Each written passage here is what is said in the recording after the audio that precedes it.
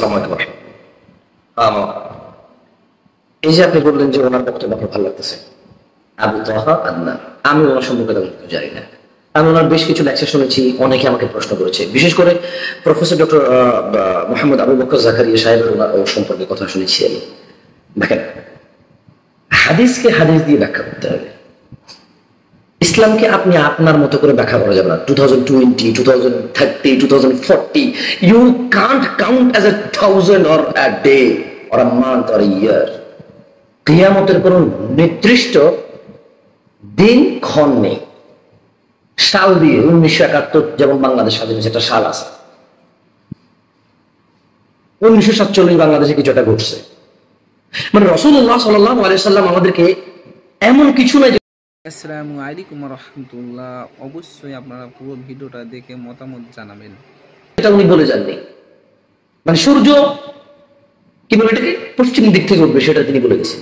তাহলে কিয়ামতের একটা দিনক্ষণ এরা যেমন বলতেছে 1914 থেকে 1948 এই সময় ইহুদিরা চলে, যেমন কাদি ইব্রাহিম সাহেব উনি যেমনটা বলে, আমার যদিও সমালোচনা করার যোগ্যতা আমাদের সম্পর্কে, বাট কোয়েশ্চেন জাগে, মানে প্রশ্ন জাগে যে না, এভাবে ধর্ম কথা বলা যায় না, নিজের মতো করে মন করে ব্যাখ্যা দেওয়া যায়। একটা আমি হাদিস পড়লাম, আমি একটা কোরআন আয়াত পড়লাম, এদের অর্থটা বললাম, অর্থ বলে আমি বুশকে নিয়ে আসলাম, ট্রাম্পকে নিয়ে আসলাম, আমি বাইডেনকে নিয়ে আসলাম, আমি এবার নিয়ে আসলাম হামাসকে, গাজ্জাকে, আমি এবার হুতিকে নিয়ে আসলাম, আমি নিয়ে আসলাম শেখ হাসিনাকে, খালেদা জিয়াকে। নো, এভাবে আপনি এক্সপ্লেন করতে পারেন না।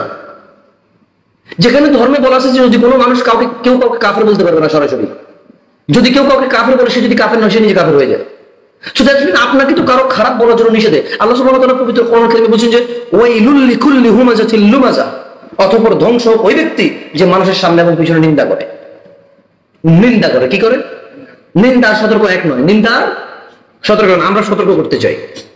মোহাম্মদ আবু তাহা আদনান সাহেব, আমি ওনার মতো শিক্ষিত মানুষ না, টু বি অনেস্ট। আমার কোনো এত সার্টিফিকেট তো দূরের কথা, আমি তো মাদ্রাসার কোনটি পার হতে পারিনি, স্কুলের কোনটি তো পার হতে পারিনি আমি, বাট প্রশ্ন করার যোগ্যতা আমি অর্জন করেছি। আল্লাহ আমাকে মানুষ হিসেবে প্রেরণ করেছে, জিহবা দিয়েছে কথা বলার, ভালো অথবা মন্দ প্রশ্ন করার, জানার জন্য। তিনি বলেছেন ফাসআলু আহলায যিকরি ইন কুনতুম লা তা'লামুন বিল বায়্যিনাতি ওয়াজ যুবুর, তোমরা জেনে নাও যারা জানে তাদের থেকে, তবে বিল বায়্যিনাতি ওয়াজ যুবুর, দলিল এবং প্রমাণ সহকারে জানতে হবে। যেখানে আল্লাহ সুবহানাহু ওয়া তাআলা বলেছেন যে আল ইয়াউমা আকমালতু লাকুম দীনুকুম, আজকে তোমাদের জন্য ইসলামকে আমি পরিপূর্ণ করলাম। তাহলে রাসূলুল্লাহ সাল্লাল্লাহু আলাইহি ওয়াসাল্লাম যেখানে বলেছে যে নাভির নিচের পশম তোমরা ক্লিন করো, তিনি নাভিটাকে উল্লেখ করলেন না, নাভির নিচের ওই পশমগুলো যেটা সবাই ঘৃণা করে, লজ্জা পায়, সেগুলো নাম নিয়ে তিনি উল্লেখ করে বললেন সেটা তোমরা সাফ করো। তিনি বললেন যে পুরুষের বীর্য যদি মানুষের গায়ে লেগে থাকে, নাপাক থাকে, সে তখন ফরজ গোসল করতে হয়, অপবিত্র থাকে সে, গোসল করে সে পবিত্র হতে হয়। যেখানে বীর্য শব্দটা আল্লাহ সুবহানাহু ওয়া তাআলা, ইভেন আল্লাহ সুবহানাহু ওয়া তাআলা নিজে কোরআনুল কারীমে সূরা তারাকে খুলিকা মিন মাইন দাফিক, এই পানির কথা বলেছে, বীর্যের কথা বলেছে, তিনি লজ্জা পাননি। নাম ধরে ধরে বলেছেন আল্লাহ সুবহানাহু ওয়া তাআলা। ইভেন বীর্য, পোকামাকড়, শূকরের মতো নোংরা জিনিস যেটা মাটিতে একবারে কাদা মাখামাখি করে থাকে, সেটার নাম কোরআনে আসছে। حرمت عليكم من الميسر والخمر ولحم الخنزير, মানে আপনি বুঝতেছেন শূকরের মতো জিনিসের নাম কোথায় আসছে? কে নিছে কোরআনে? আপনি বলেন তো, শূকরের নাম কোরআনে কে নিছে? আল্লাহ সুবহানাহু ওয়া তাআলা। কোরআনুল কারীমে যদি কোরআন কার কথা? কালামুল্লাহ। কোরআন কার কথা? কালামুল্লাহ। শূকরের নাম কোরআনে যেহেতু আসছে, আল্লাহই তো নামটা দিল। এত নোংরা কাদা মাটিতে থাকে, যা মুসলমানদের জন্য, মানুষের জন্য যা আল্লাহ হারাম করেছে, যারা আল্লাহ তাদের জন্য তিনি তা হারাম করেছে, তিনি সেটা নাম উল্লেখ করেছে। তাহলে 1940 সাল, 2000 সাল, 2050 সাল পৃথিবী ধ্বংস হয়ে যাবে, ইমাম মাহদী আসবে। You don't have to find Imam Mahdi, কোন ডিরেকশন নাই। আপনি জানেন ইমাম মাহদীকে খোঁজার জন্য কোনো আদেশ নাই আমাদের জন্য? ঈমান খোঁজার জন্য আদেশ আছে, ইলম খোঁজার জন্য আদেশ আছে, দরিদ্র মানুষকে খুঁজে দান করার জন্য আদেশ আছে, অসৎ মানুষকে খুঁজে নসিহা করার জন্য আদেশ আছে, বেনামাজিকে খুঁজে নামাজের দাওয়াত দেওয়ার জন্য আদেশ আছে, ক্ষুধার্ত ব্যক্তিকে খুঁজে আহার দেওয়ার জন্য আদেশ আছে। ইমাম মাহদীকে খোঁজার জন্য কোনো আদেশ নেই।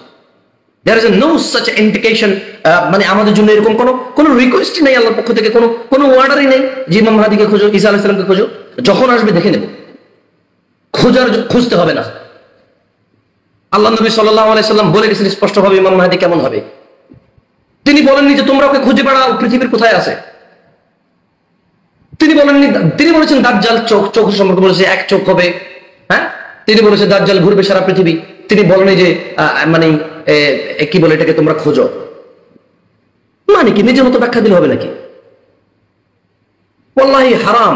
ইয়া আখি আবু আদনান ইত্তাকিল্লাহ ইয়া আখি, don't explain Islam as you think, just try to explain Islam as Muhammad sallallahu alaihi wasallam said.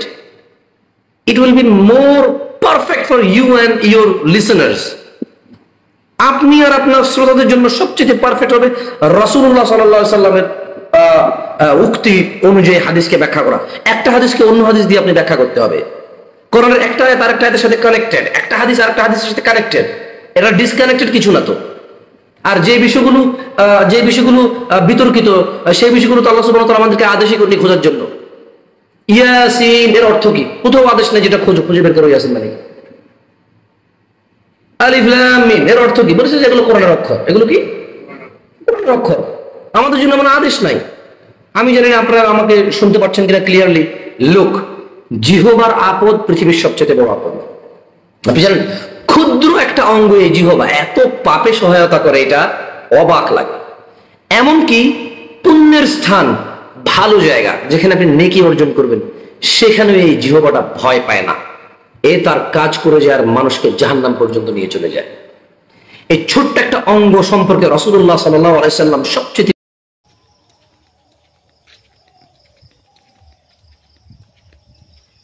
পুরো জঙ্গল হয়ে গেছে রে।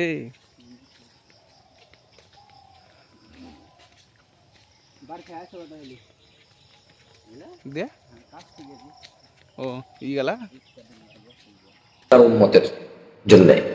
রাসূলুল্লাহ সাল্লাল্লাহু আলাইহি ওয়াসাল্লাম বলেছেন যে আমার উম্মতের অধিকাংশ মানুষ জাহান্নামে যাবে এই জিহ্বার কারণে। এই জিহ্বাটাকে কন্ট্রোল করতে হবে। আমি বলছি না যে আবু বকর জাকারিয়া কেন আবু তাহা আদনানের সম্পর্কে বলেছে তাই উনি খারাপ হয়ে গেছে। নো, আমি মূলত বলছিলাম যে কোনো মানুষ যদি গনে 1 2 3 4 6 7 8 9 13, আমি বলবো যে 1 থেকে 4 পর্যন্ত ঠিক ছিল, পরে সে 5 মিসিং করে 6 চলে গেছে, সে ভুল ওখানে। কোন মানুষ যদি 1 থেকে 80 পর্যন্ত গুনতে পারে, যদি 82 না বলে 81 পরে 82 না বলে যদি 85 বলে, আমি বলবো যে সে 3 মিস করে চলে গেছে। 80 পর্যন্ত গুনতে পারছে আর 20 বুঝি পারে না সে, এমনটা আমি বলবো না। আমি কখনো এরকম যুক্তি দাঁড় করাবো না যে একজন লোক 80 পর্যন্ত গুনতে পারে, সে বুঝি পরে 82 ভুল করে ফেলবে। নো, যার যেটা সঠিক সেটা সঠিক, যার যেটা ভুল সেটা ভুল। কোরআনের আয়াত সঠিক পড়ে, কোরআনের তরজমা সঠিক করে, এক্সপ্লেনেশন এলাবোরেশনে যদি ভুল করে সেটা ভুল। তাফসীর ইবনে কাসিরের চাইতে আমরা বেশি বুঝি না? আমি বুঝি না। আমি কোরআনটা তাফসীর ইবনে জারির দিয়ে বুঝতে চাই, ইবনে কাসির দিয়ে বুঝতে চাই, ইমাম ইবনে কাইয়্যিম, ইমাম বুখারী দিয়ে আমি বুঝতে চাই। আমি বুঝতে চাই আমাদের পূর্বে যে সালাফ সালেহিনরা যেভাবে বুঝতো কোরআনের আয়াতগুলোকে, সেভাবে বুঝতে চাই। আমাদের ওলামারা কখনো ঘুমাননি। তিনি বলেছেন আমাদের ওলামারা ঘুমেছিল, ইহুদি সব এক হয়ে গেছে, দাজ্জালের অনুসরণ করতেছে। নো, আমাদের ওলামারা কখনো ঘুমাননি। আপনি ঘুমাইছেন হয়তো, আমাদের ওলামারা কখনো ঘুমায়নি। আমরা তাদেরকে ঘুমাইতে দেখিনি। আমরা দেখেছি তারা মার খেয়েছে, আমরা দেখেছি তাদেরকে মানুষ গালাগালি করেছে, ওয়াহাবি, লামাজাবি, মানে ইহুদির দালাল, সৌদির দালাল, কত কিছু আমরা দেখেছি। কাফের মুশরিক বলতে আমাদের উস্তাদদেরকে তারা থেমে থাকেনি, তারা কথা বলেছে, তারা হকের পক্ষে কথা বলেছে, তারা পৃথিবীর সবচেয়ে বড় দাওয়াত নবী রাসূলগণ যে দাওয়াত দিয়েছেন, তারা সেই দাওয়াতের কাজ করে গেছে। তারা লা ইলাহা ইল্লাল্লাহ দাওয়াত দিয়ে গেছে। তাদের আকীদায় কোনো রকম ত্রুটি ছিল না।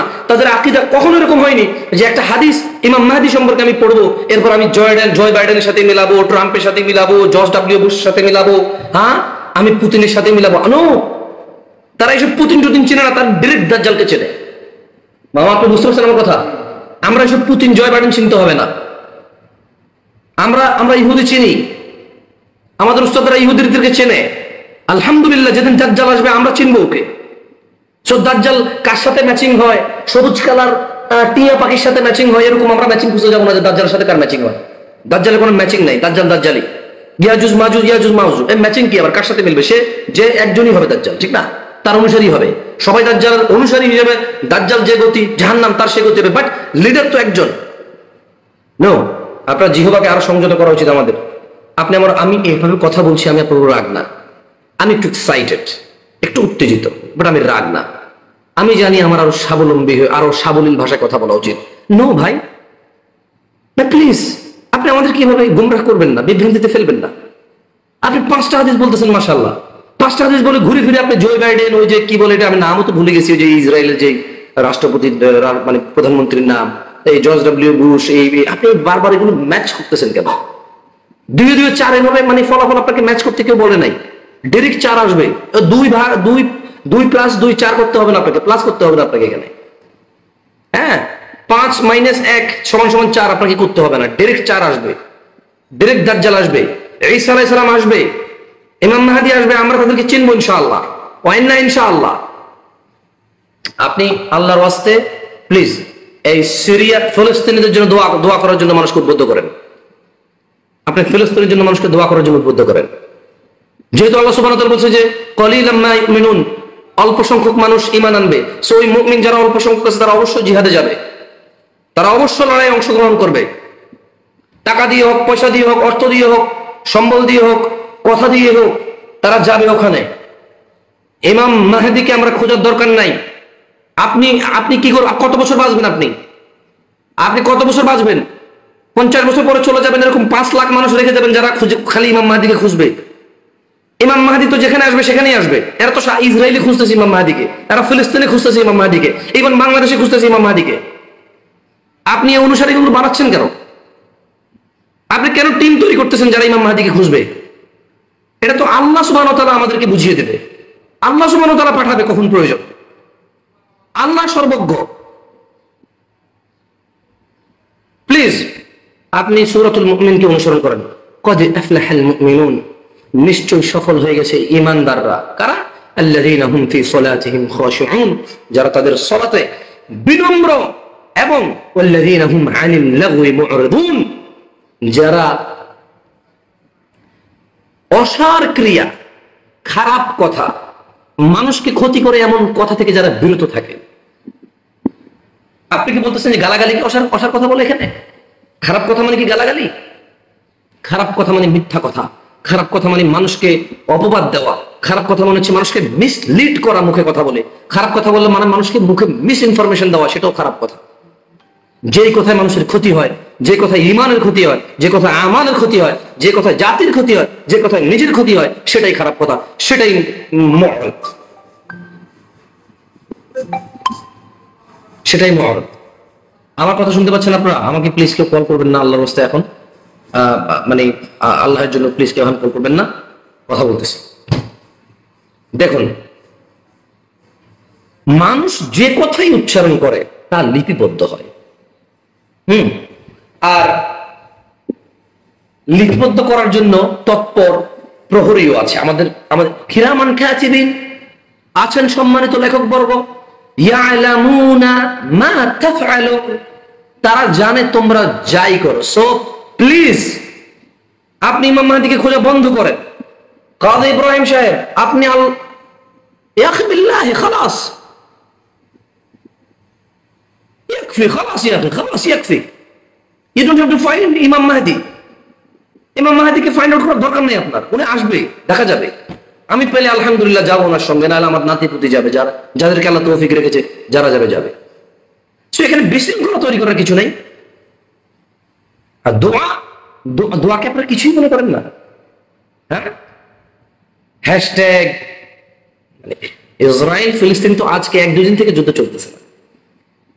এই টেকনোলজির যুগে, মডার্ন সায়েন্সের যুগে, mobile, Facebook, live, television, drone, এই জিনিসগুলো আমাদের চোখের সামনে আসতেছে বেশি। এর চাইতে বেশি নির্যাতন হয়েছে, এর চাইতে বেশি নির্যাতন হয়েছে। হ্যাঁ, আল্লাহ কারীম, আল্লাহ কারীম। দিনী ভাইরা, আমি বলি আপনাদেরকে, আস্তাগফিরুল্লাহ আযীম। একদা আব্দুল্লাহ রাদিয়াল্লাহু আনহু সাফার উপর চড়ে বললেন, হে জিব, ভালো কথা বলো, সফলতা পাবা। চুপ থাকো, লাঞ্ছিত হওয়ার পূর্বে নিরাপত্তা পাবা। জিব্বা, তুমি চুপ থাকো, লাঞ্ছিত হওয়ার পূর্বে নিরাপত্তা পাবা। লোকেরা বলল, হে আবু আব্দুর রহমান, এ কথা আপনি নিজে নিজে বলছেন নাকি কারো নিকট শুনেছেন আপনি? আবু আব্দুর রহমান রাদিয়াল্লাহু আনহু তিনি বললেন, না, বরং আমি আল্লাহর রাসূল সাল্লাল্লাহু আলাইহি সাল্লামকে বলতে শুনেছি। তিনি বলেছেন, আদম সন্তানের আদমের ছেলেদের, এই মানুষ যারা আদমের সন্তান, তাদের অধিকাংশ পাপ তার এই জিহ্বা থেকেই সংগঠিত হয়। আপনি সিলসিলাহ সহিহ 534 নং দেখেন আপনি খুলে,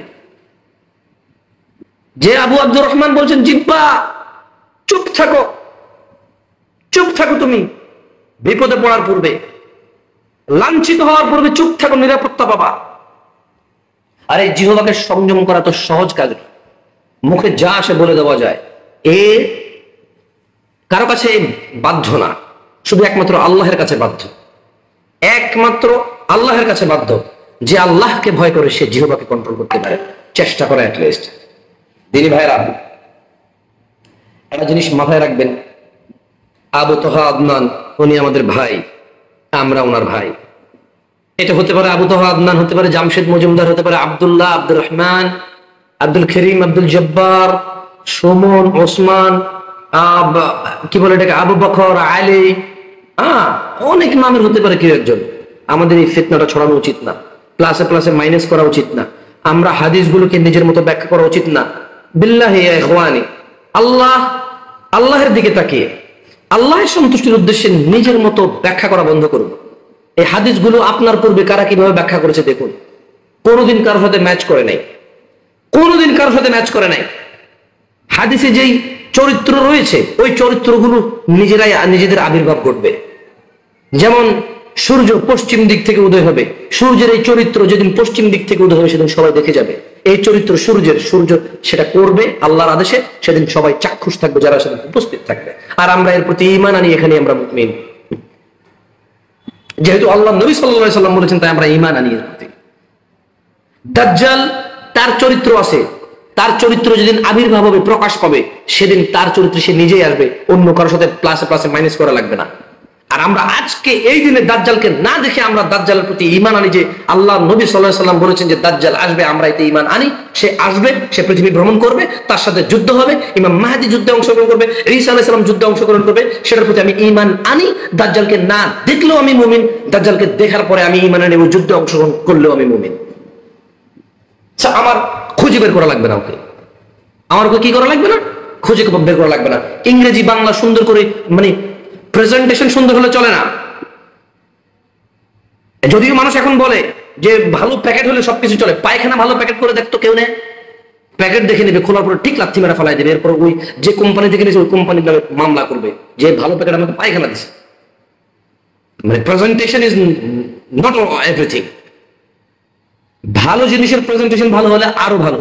যেমন কথা বলে সোনাই সোহাগা, ওই সোনাই সোহাগা হওয়ার জন্য ভালো জিনিস হওয়া লাগে ভালো প্রেজেন্টেশনের সঙ্গে। কন্টেন্ট এন্ড প্রেজেন্টেশন দুইটা একসাথে হলে সোনাই সোহাগা হয়। একটা মন গড়া জিনিসকে সুন্দর করে প্রেজেন্ট করলে আপনি কারা প্রস্তুতা? এই যে আমি কথা বলছি এখন 118 জন শুনছি, এরা কারা? যাদের দরকার অ্যাট্রাকশন, যাদের প্রয়োজন কথার মধ্যে ঝাল থাকবে, মিষ্টি থাকবে, টক থাকবে, যাদের প্রয়োজন অন্যের নামে খারাপ বলবে, সমালোচনা করবে, যাকে সে দেখতে পারে না, আর বলবে যে ঠিক বলছে, ঠিক বলছে, ঠিক বলছে, খালি তার ঠিক হলে ঠিক হয়ে গেছে, মুহাম্মদ সাল্লাল্লাহু আলাইহি ওয়াসাল্লামের ঠিক হওয়া লাগবে না। এইরকম শ্রোতা আপনাকে 5 লাখে দেখলে লাভ আছে? 50 লাখ মানুষ যদি এরকম আপনাকে শুনে, যারা ধর্ম সম্পর্কে জানে না, সলা সম্পর্কে জানে না, সিয়াম সম্পর্কে জানে না, যারা চরিত্র সম্পর্কে বোঝে না, যে আখলাক চরিত্র কত বড় মানুষের জন্য অলংকার, জানা ব্যভিচার কত বড় মানুষের জন্য ক্ষতিকারক জিনিস, এই ধরনের এই বাজে চরিত্র, সিনেমা, নাটক, গান বাজনা, যাদের সবসময় ফেসবুকে ঘন্টার পর ঘন্টা কাটে, এই বাজে চরিত্র 50 কোটি মানুষ যদি একটা লেকচার শুনে ইসলামিক, সে কি বলবে? তার কাছে মনে হয় এটা ইবাদত। তার কাছে মনে হয় যে আমি কথাগুলো বলতেছি, এই কথাগুলো শুনতেছে আর ঠিক বলতেছে, এটাই তার কাছে মনে হচ্ছে জান্নাতে তার সম্ভব। তা না হলে মানুষ এত পাগল বলে যে হ্যাশট্যাগ দিছে আল্লাহর কাছে কিয়ামতে বলবে। শ্রোতা কারা এরা আপনার আর আমার? এই ফেসবুকের শ্রোতাগুলো কারা? দেখুন, আপনার অনেক ভালো দিক আছে মাশাআল্লাহ, আল্লাহ আপনাকে নেক হায়াত দান করুন। আবু তোহা আদনান সাহেব, আল্লাহ সুবহানাহু ওয়া তাআলা আপনাকে নেক হায়াত দান করুন। তিনি আপনার আর কোরআন হাদিসের সহি ব্যাখ্যার মধ্যে দূরত্বটা দূর করে দিন। আপনার কথার যে উপকারিতা রয়েছে তা মানুষকে দান করুন, এতে যে শার রয়েছে তা থেকে মানুষকে আশ্রয় দান করুন। আপনি আল্লাহের জন্য পূর্ববর্তী আলেম উলামারা অথেন্টিক যে ব্যাখ্যাগুলো দিয়েছে, গ্রহণযোগ্য ব্যাখ্যাগুলো দিয়েছে, কোরআন হাদিসের সাথে যেটা সংঘর্ষ হয় না, কোরআন হাদিসের বিরুদ্ধে যেটা যায় না, আপনি দয়া করে সেই ব্যাখ্যাগুলো সুন্দর করে প্রেজেন্ট করুন, আমরা আপনাকে শুনি। যদি অনেস্ট, আমরা আপনাকে শুনি, কিন্তু আমাদের খুব খারাপ লাগে যখন আপনি সাল গোনা শুরু করে দেন। যখন আপনি বলেন যে 1947 থেকে 2014 থেকে 1914 থেকে 1948, এইভাবে যখন আপনি সাল গোনা শুরু করেন আর অঙ্ক কষা শুরু করেন, এবং পারফেক্ট একটা ফলাফল আপনি রেজাল্ট দেন, যেটা আল্লাহ দিবে। যেটা কে দিবে? আল্লাহ দিবে। আপনি এটা দিয়েন না প্লিজ। এটা আল্লাহর কাজ, এটা আল্লাহর সত্তা, এটা আল্লাহর গুণাবলী, এটা আল্লাহর অধিকার, এটাই আল্লাহর মহত্ব আর বড়ত্ব যে তিনি এই ধরনের সিদ্ধান্তগুলো দিয়ে থাকেন। আপনি দিন না এগুলো, প্লিজ আপনি দিয়েন না। আপনি আমাকে বলতে পারেন যে আমি আপনার লেকচার শুনেছি। ইয়েস, আমি আপনার অনেকগুলো লেকচার শুনেছি, আমি এনকারেজ হয়েছি আপনার থেকে। মাশাআল্লাহ, আপনি অনেক সুন্দর কথা বলেন, সুন্দর করে কথা বলেন, there is no doubt about it. আমি যদি পড়ালেখার যোগ্যতার দিক দিয়ে আসেন, আমি আপনার সাথে কথা বলার যোগ্যতাও রাখি না, বাট অ্যাজ এ লিসেনার আমি আপনার শ্রোতা হিসাবে আমি প্রশ্ন করার যোগ্যতা রাখি আপনার কাছে। সেজন্য আমি প্রশ্ন করছি আপনাকে। আপনি বলতে পারেন যে আপনি তো আমাকে পার্সোনালি বলতে পারেন, আপনি এখানে লাইভে সেখানে বলবেন। নো ব্রাদার, আমি, আপনি আর যারা আপনার অনুসারী অলরেডি হয়ে গেছে তাদের কাছে আমার প্রশ্ন। সো আমাকে জবাব দেওয়া লাগবে না, নিজেকে দিলে চলবে। 1914, 2048, 1948 গুনাহ বন্ধ করেন প্লিজ। ইমাম মাহদীকে খোঁজা বন্ধ করুন প্লিজ। ঈসা আলাইহিস সালামকে খোঁজা বন্ধ করুন প্লিজ। মানুষকে প্রচার করুন, মানুষকে এনকারেজ করুন যে ডোন্ট ওয়ারি, চিন্তা করবা না, লা তাহজান, লা তাহজান, চিন্তা করবা না, ওয়ালা তাখাফ, ভয় পাবা না, ইনশাআল্লাহ আল্লাহর পক্ষ থেকে বিজয় আসবে, ইনশাআল্লাহ ইমাম মাহদী আসবে, ইনশাআল্লাহ ঈসা আলাইহিস সালাম আসবে। এইভাবে বলে মানুষকে এনকারেজ করেন, ভয় পাবা না, আমাদের লিডার আসবে আল্লাহর পক্ষ থেকে, ইমাম মেহেদী আসবে আল্লাহর পক্ষ থেকে, ঈসা আলাইহিস সালাম আসবে। এই দাজ্জাল, ইয়াজুজ মাজুজ, এই যত ইহুদি নাসারা আছে সবাই আত্মসমর্পণ করবে, এরা নিহত হবে, এরা পলায়ন করবে, এরা পার পাবে না, এদের উপর কিয়ামত চেপে বসবে। মুসলিমরা সুখে শান্তিতে বসবাস করবে পৃথিবীতে, আল্লাহর স্বপ্নের সঙ্গে সাক্ষাৎ করবে। নাফসুল মুতমাইন্নাহ, তারা প্রশান্ত চিত্ত আত্মা নিয়ে আল্লাহর সাথে তারা সাক্ষাৎ করবে। এনকারেজ দ্য পিপল, বাট মানুষকে একটা ডিউটি দিয়েন না যে ইমাম মাহদীকে খোঁজো, ঈসা আলাইহিস সালামকে খোঁজো, এই ডিউটিটা দিয়েন না। মানুষকে এনকারেজ করেন যে চিন্তিত হবে না, আমাদের লিডার আছে আল্লাহর পক্ষ থেকে, নেতা আছে আমাদের, তিনি আসবেন, নেতৃত্ব ওনার হাতে যাবে, জোর করে উনি না নিতে চাইলেও মানুষ দেবে ওনাকে। আর তিনি কি করবেন? তিনি নেতৃত্ব হাতে নিয়ে সারা পৃথিবীতে ইসলামের জয় জয়কার হবে। ইযা জাআ নাসরুল্লাহি ওয়াল ফাth আরাআইতান নাস ইয়াদখুলুনা ফী দীনিল্লাহি আফওয়াজা। বুঝলেন আপনি কথা? ইমাম মাহদী নিয়ে কথা বলতে হবে, ঈসা আলাইহিস সালাম নিয়ে কথা বলতে হবে, এই উম্মতকে সতর্ক করতে হবে দাজ্জাল থেকে, এই উম্মতকে সতর্ক করতে হবে ইয়াজুজ মাজুজের ফিতনা থেকে, এই উম্মতকে সতর্ক করতে হবে এগুলো থেকে।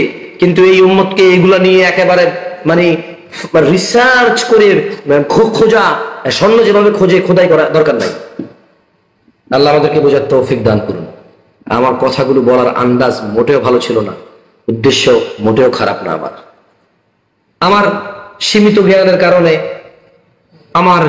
জ্ঞানের কারণে ধৈর্য কম, তাই উত্তেজনাও বেশি। আমি সবার কাছে ক্ষমা চেয়ে নিচ্ছি, জানি ক্ষমা চাইলে সবকিছু ফিক্স হয়ে যায় না। আমার ইচ্ছা ছিল সুন্দরভাবে কথা বলার, আমি চেষ্টা করেছি যথাসাধ্য হয়।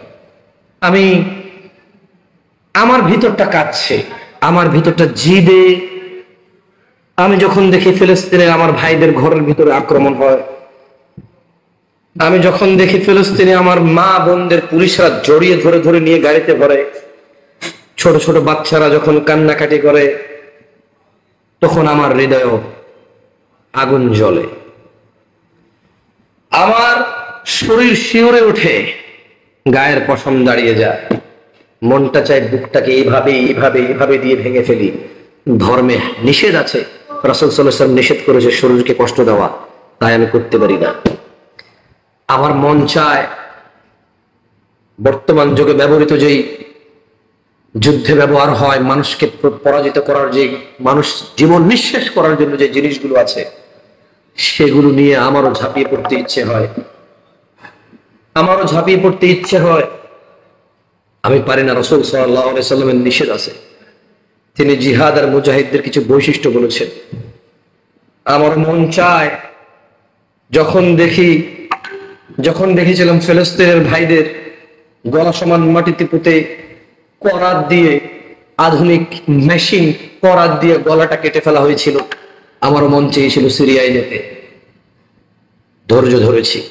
রাসূল সাল্লাল্লাহু আলাইহি সাল্লাম প্রত্যেকটা জিনিসের একটা নিয়ম, একটা শৃঙ্খলা, একটা প্রসেস তিনি বলে গিয়েছেন। সবার সব কাজ করবে না, সবাই সব কাজ করবে না, সবাইকে দিয়ে সবকিছু উদ্ধার হবে না। আমি দোয়া করেছি, আমি ধৈর্য ধরেছি, আমি ধৈর্য ধরছি, আমি দোয়া করছি তাদের জন্য। আল্লাহুম্মা আনসুর ইখওয়ানিনা ফিল গাজ্জা, আল্লাহুম্মা আনসুর ইখওয়ানিনা ফিল গাজ্জা, আল্লাহুম্মা আনসুর ইখওয়ানিনা ফিল গাজ্জা। ইয়া আল্লাহ, যারা ফিলিস্তিনে আছে আমার ভাইয়েরা, আপনি তাদের ঈমানকে আরো দৃঢ় করুন। আবু বকর, আলী, উসমান রাদিয়াল্লাহু তাআলা আনহুম আজমাইনদের ঈমানের সঙ্গে তাদের ঈমানকে বৃদ্ধি করুন। ইয়া আল্লাহ, ফিলিস্তিনে আমার ভাইরা ধৈর্য সহকারে যে আপনাকে এখনো এক অদ্বিতীয় হিসেবে ওরা আপনাকে স্বীকার করে, আপনি ছাড়া ইলাহ হিসেবে ওরা কাউকে মানতে নারাজ, ইয়া আল্লাহ তাদের ওই দৃঢ় ঈমানের সঙ্গে আপনি আমাদের ঈমান বৃদ্ধি করুন। ইয়া আল্লাহ, ইয়া আল্লাহ, আমরা নগণ্য মানুষ, বাংলাদেশ সুদূর দূরে থেকে বসে খুবই সামান্য ছোটখাটো মানুষ, আমরা মারামারি জানি না এখনো। আমরা এটাও জানি না কাদের সাথে গিয়ে মারামারি করব, আমরা এটা জানি না কার নেতৃত্বে গিয়ে মারামারি করব। ইয়া আল্লাহ, এই একটা সংশয় সময়, এই একটা কনফিউজড যে একটা সিচুয়েশন যাচ্ছে, ইয়া আল্লাহ আমরা নগণ্য মানুষ, আপনি আমাদের দোয়া কবুল করে ফিলিস্তিনে যারা আপনার রাস্তায় মৃত্যুবরণ করেছে, আপনি তাদের শহীদ হিসেবে কবুল করুন। ইয়া আল্লাহ, ইয়া আল্লাহ তাদের উত্তরসূরি যারা পৃথিবীতে রয়ে গেছে, আপনি তাদের হেফাজত করুন, জীবনের নিরাপত্তা দান করুন, সম্পদের নিরাপত্তা দান করুন, ইজ্জত আবরুতের নিরাপত্তা দান করুন। ইয়া আল্লাহ, ইয়া আল্লাহ আমার ফিলিস্তিনের ভাইদের উপর আপনি সহায় হন, তাদের উপর আপনি আপনার রহমতের বৃষ্টি বর্ষণ করুন, আর ওই বৃষ্টির মাধ্যমে আপনি বালা মুসিবত দিয়ে যারা তাদের অত্যাচার নির্যাতন করছে, ইয়া আল্লাহ আপনি তাদের ধ্বংস করে দিন। ইয়া আল্লাহ আপনি সক্ষম, আপনি কাদের, ইয়া আল্লাহ নিমেষেই আপনি সমস্ত ইহুদি নাসারাদেরকে আপনি শেষ করে দিতে পারেন, আপনি কাদের। ইয়া আল্লাহ ফিলিস্তিনের আমার ভাইদের যে পরীক্ষা ওরা নিমজ্জিত হয়েছে, সেই পরীক্ষায় উত্তীর্ণ হওয়ার তৌফিক দান করুন। ইয়া আল্লাহ আমরা আপনার বান্দা, আমরা বিশ্বাস করি মানুষ সুন্দরভাবে বেঁচে থাকলে সফল নয়। আমরা বিশ্বাস করি মানুষ মরে যাবে, কেটে যাবে, পচে যাবে, গলে যাবে, মানুষ ক্ষতিগ্রস্ত হবে। সফলতা হচ্ছে যে আপনার উপর ঈমান রেখে অটুট থেকে এই পৃথিবী থেকে বিদায় নিয়ে আপনার সঙ্গে সাক্ষাৎ করবে, আপনার সাথে ঈমান থাকা অবস্থায় আমরা সফলতা সেটাকে মনে করি। ইয়া আল্লাহ আজকের এই মুসলিম সিরিয়ানদের উপর এই বর্বর নির্যাতন ইহুদি নাসারাদের পক্ষ থেকে আমরা মনে করি না যে এটা ফিলিস্তিনিদের কষ্ট, আমরা মনে করি এটা আমাদের জন্য, আমাদের কষ্ট এবং আমাদের জন্য পরীক্ষা। ইয়া আল্লাহ এই পরীক্ষার্থী হিসাবে আমরা শুধু ফিলিস্তিনিদেরকে মনে করি না, আমরা মনে করি পৃথিবীতে যত মুসলিম মুমিন রয়েছে প্রত্যেকের জন্য এটা পরীক্ষা, প্রত্যেকের জন্য এটা শিক্ষার একটা ব্যবস্থা। ইয়া আল্লাহ এই সিচুয়েশন, এই পরিস্থিতির মধ্যে আপনি যেই শিক্ষা রেখেছেন আপনি তা আমাদেরকে দান করুন। ইয়া আল্লাহ আমাদের ক্ষমা করুন, ইয়া আল্লাহ আমাদের ক্ষমা করুন, ইয়া আল্লাহ আপনি আমাদের ক্ষমা করুন, ইয়া আল্লাহ, ইয়া আল্লাহ আপনি আমাদের ক্ষমা করুন, ইয়া আল্লাহ আপনি আমাদের ক্ষমা করুন। ইয়া আল্লাহ ফিলিস্তিনে যারা মৃত্যুবরণ করেছে আপনাদের শহীদের দরজা দান করুন। ইয়া আল্লাহ, ইয়া রাব্বাল আলামিন, ইয়া রাব্বাল আরশিল কারীম, ইয়া আল্লাহ, ইয়া রহমানুর রহিম, ইয়া আজিজ, ইয়া কওয়ি, ইয়া যুল জালাল ওয়াল ইকরাম। اللهم يا الله، اللهم يا الله نستغفرك ونتوب اليك، نستغفرك ونتوب اليك يا رب العالمين، يا الله يا غفور رحيم। আল্লাহ আমাদের ক্ষমা করুন। দিনী ভাইরা, ইবনে মাসউদ রাদিয়াল্লাহু আনহু মহানবী সাল্লাল্লাহু আলাইহি সাল্লামকে জিজ্ঞেস করলেন, হে আল্লাহর রাসূল শ্রেষ্ঠ আমাল কি? তিনি উত্তর বললেন, যথাসময়ে সালাত আদায় করা। অতঃপর জিজ্ঞাসা করেন যে তারপর কি হে আল্লাহর রাসূল সাল্লাল্লাহু আলাইহি সাল্লাম? তিনি বললেন, তোমার জিহ্বা হতে অন্য মানুষদের নিরাপদ রাখা। আবু তাহা আদনান সাহেব, আপনাকে নিয়ে প্রচুর ফিতনা হচ্ছে, ডিফেন্ড করার দরকার নাই। একটা পার্সোনাল এক্সপ্লেনেশন ইসলামের নামে চালিয়ে দিয়ে ওই একটা এক্সপ্লেনেশনকে সঠিক প্রমাণ করার জন্য আরো 10টা নিজের থেকে এক্সপ্লেনেশন দেওয়া মোটেই বুদ্ধিমান কাজ নয়। আমার মনে হয় আপনার উচিত সালাফ সালেহিনদের অনুসরণ করা, আপনার উচিত আতিউল্লাহ ওয়া আতিউর রাসূলের মধ্যে অন্তর্ভুক্ত থাকা। রাসূলুল্লাহ সাল্লাল্লাহু আলাইহি ওয়াসাল্লামের সাহাবারা হাদিস এবং কোরআনগুলোকে যেভাবে বুঝে, দেখুন আমি সিম্পল একটা কোয়েশ্চেন করি আপনাদের, আমি জানি আপনারা আমার ভিডিওগুলো অনেকে কাট করেন, তো এটা একটু রাখবেন। রাসূলুল্লাহ সাল্লাল্লাহু আলাইহি ওয়াসাল্লাম কি বলেছেন? যে আমাকে আর কিয়ামতকে এভাবে পাঠানো হয়েছে, রাইট? তিনি কি বলেছেন? যে আমাকে আর কিয়ামতকে এইভাবে পাঠানো হয়েছে, মানে একটা আঙ্গুলের পর একটা আঙ্গুল। তিনি সাল্লাল্লাহু আলাইহি ওয়াসাল্লাম বলেছেন যে ওনার পরেই কিয়ামত আসবে। তবু তো সাহাবারা মানে 900, 800, 1000, হ্যাঁ 1500, 1900, 2000 এভাবে সাল গণনা করেন যে কিয়ামত কবে আসবে, দাজ্জাল কবে আসবে, ইমাম মাহদী কবে আসবে। সো আমরা এটা বন্ধ হওয়া উচিত। মানে রাসূল সাল্লাল্লাহু আলাইহি ওয়াসাল্লাম বসে আছে, ওনার সঙ্গে ওনার সাহাবারা বসে আছে,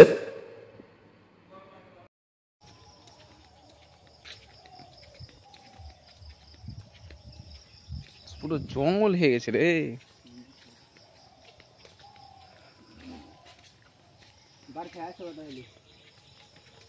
দে ও ই গেলা